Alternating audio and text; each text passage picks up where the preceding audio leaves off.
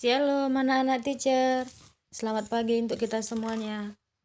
Apa kabarnya hari ini nak? Teacher harap anak-anak teacher dalam keadaan sehat ya.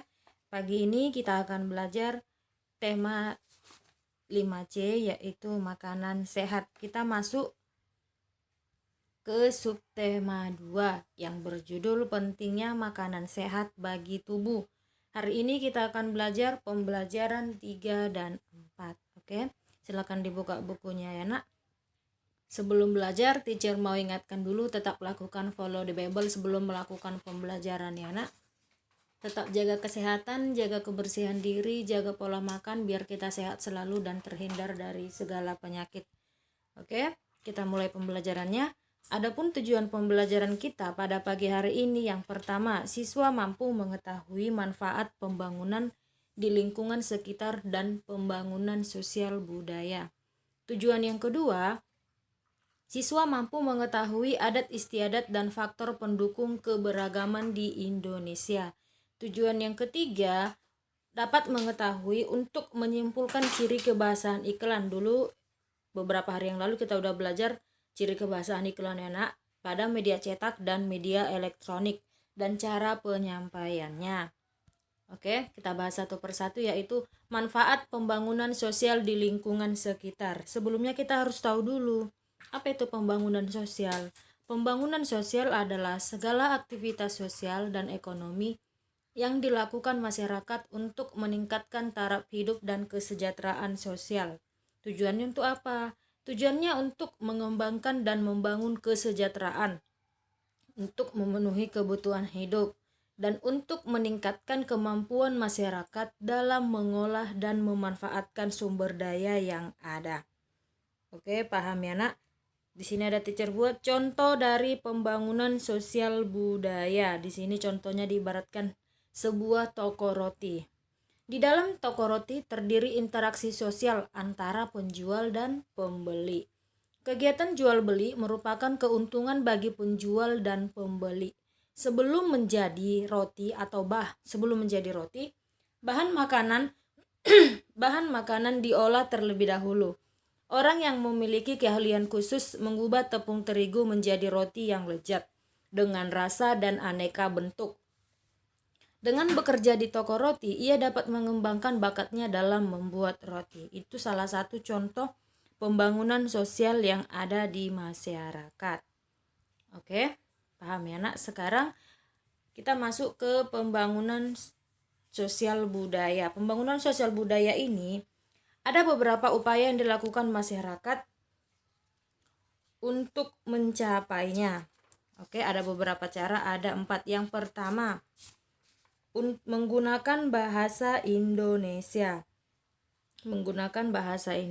Yang kedua, dengan mempelajari kesenian daerah. Dan yang ketiga, kaum wanita dapat memiliki pendidikan yang baik. Oke, kita bahas satu persatu. Penggunaan bahasa Indonesia. Dengan menggunakan bahasa Indonesia yang baik, akan menciptakan komunikasi yang baik. Komunikasi yang baik membuat hubungan sosial antar manusia menjadi harmonis. Segala kegiatan atau aktivitas dapat berjalan dengan lancar. Selain bahasa, upaya yang lain untuk mengembangkan pembangunan sosial budaya adalah dengan mempelajari kesenian daerah. Ini poin yang kedua ya nak, seperti drama, wayang, tarian, dan alat musik tradisional. Dengan mempelajari kesenian tradisional, berarti kita melestarikan kebudayaan Nusantara. Kebudayaan Nusantara tidak boleh punah. Kenapa? Karena kebudayaan Nusantara membentuk karakteristik bangsa yang berpengaruh terhadap pembangunan sosial budaya Nusantara. Poin yang ketiga, pada zaman penjajahan, kaum wanita Indonesia sulit untuk mendapatkan ilmu pengetahuan dan duduk di bangku sekolah. Namun atas perjuangan pahlawan perempuan bisa mendapatkan pendidikan yang tinggi dan berkarir yang bagus. Oke. Di sini berarti atas perjuangan pahlawan perempuan dan perkembangan zaman, saat ini banyak wanita yang memiliki pendidikan tinggi dan karir yang bagus. Kondisi ini juga merupakan salah satu upaya yang meningkatkan pembangunan sosial budaya. Udah paham ya nak?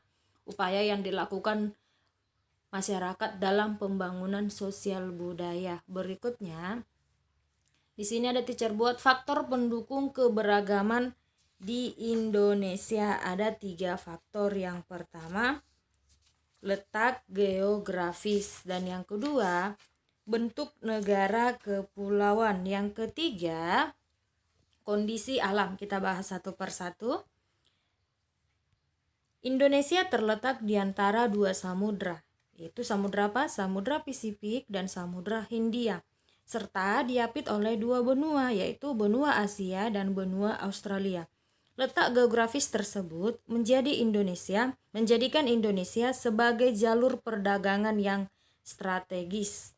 Para pedagang yang datang ke Indonesia membawa barang-barang dagangannya. Selain itu, para pedagang juga menyebarkan budaya mereka ke seluruh wilayah Indonesia. Yang kedua, bentuk negara kepulauan. Jika kamu melihat peta Indonesia, kamu akan mengetahui Indonesia merupakan negara yang kepulauannya yang terdiri atas ribuan pulau. Ribuan pulau ini terpisah satu sama lain, sehingga masyarakat membentuk kebudayaan masing-masing. Setiap masyarakat mengembangkan budaya yang mereka sesuaikan dengan lingkungan sekitarnya. Terus hal ini yang mengakibatkan hadirnya perbedaan suku bangsa dan budaya-budaya Indonesia. Meskipun memiliki perbedaan kebudayaan, setiap daerah menghargai kebudayaan daerah lain.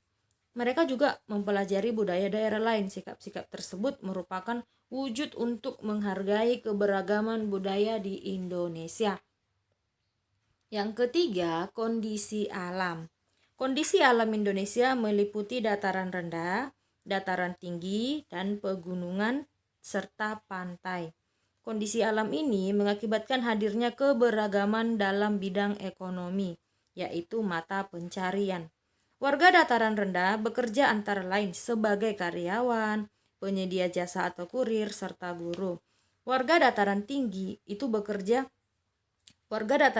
bekerja sebagai petani, perkebunan, serta penambangan. Namun, perbedaan itu justru menciptakan sebuah kerjasama di antara para warga. Mereka bekerja sama memenuhi kebutuhan sehari-hari. Misalnya, warga dataran tinggi yang bekerja sebagai petani akan mengirimkan dan menjualkan hasil pertaniannya kepada warga di dataran rendah. Begitu juga sebaliknya ya nak. Warga dataran rendah akan dikirimkan dan dijualkan kepada warga dataran tinggi. Hasil pertaniannya maksudnya. Oke. Persatuan dalam keberagaman yang dimiliki oleh bangsa Indonesia merupakan cerminan dari semboyan Bhinneka Tunggal Ika yang memiliki makna meskipun berbeda-beda tetap satu jua. Oke, paham ya nak? Itu ada 3 faktor pendukung keberagaman Indonesia. Selanjutnya,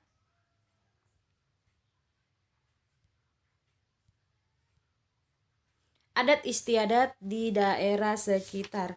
Ini ada di buku pada halaman 51 ya nak. Di sini teacher ambil adatnya, membahas tentang adat Ngaben. Adat istiadat, sebelumnya kita harus tahu dulu apa itu adat istiadat. Adat istiadat merupakan perilaku budaya yang telah lama diterapkan oleh masyarakat sekitar. Oke. Di sini salah satu contoh adat istiadat yang masih dilestarikan sampai saat ini adalah Ngaben. Berarti adat istiadat Ngaben. Kita harus tahu dulu apa itu Ngaben. Ngaben merupakan salah satu upacara yang dilakukan umat Hindu di Bali. Upacara Ngaben merupakan pembakaran jenazah dan dipercaya sebagai simbol untuk menyucikan roh yang telah meninggal. Bagi masyarakat Bali, Ngaben itu merupakan wujud kewajiban seorang anak terhadap orang tua. Oke. Berarti masyarakat Bali masih melaksanakan adat istiadat Ngaben. Bagi masyarakat Bali, Ngaben itu merupakan wujud kewajiban seorang anak terhadap orang tuanya. Pada upacara Ngaben, sanak keluarga yang ditinggalkan tidak akan menangis. Berarti ketika mereka ada yang meninggal, mereka dilarang untuk menangis. Bagi mereka, tangisan akan menghambat perjalanan roh mencapainya nirwana atau surga. Oke, paham ya nak? Ritual tentang adat istiadat Ngabon yang dilaksanakan oleh warga Bali. Oke. Sekarang kita masuk ke bagian yang terakhir. Ini mengulang aja ya, sebelumnya kita udah belajar tentang teacher udah ngasih catatan karena tentang media cetak dan media elektronik serta contohnya. Silakan dibuka kembali catatanmu. Ini hanya mengingatkan saja. Di sini aja teacher buat iklan disajikan secara menarik dengan kata kunci dan gambar yang sesuai dengan tujuan iklan. Kata kunci dalam sebuah iklan adalah kata-kata inti, berarti inti dari iklan tersebut. Oke, di sini ada contohnya, teacher buat contoh yang sebelumnya. Konsumsilah buah-buahan untuk memenuhi kebutuhan vitamin tubuhmu. Kata kunci yang kita dapat dari iklan di samping yaitu yang pertama, vitamin untuk tubuh. Yang kedua, buah-buahan. Oke, paham ya nak cara menentukan kata kunci. Oke, sekian pembelajaran hari ini.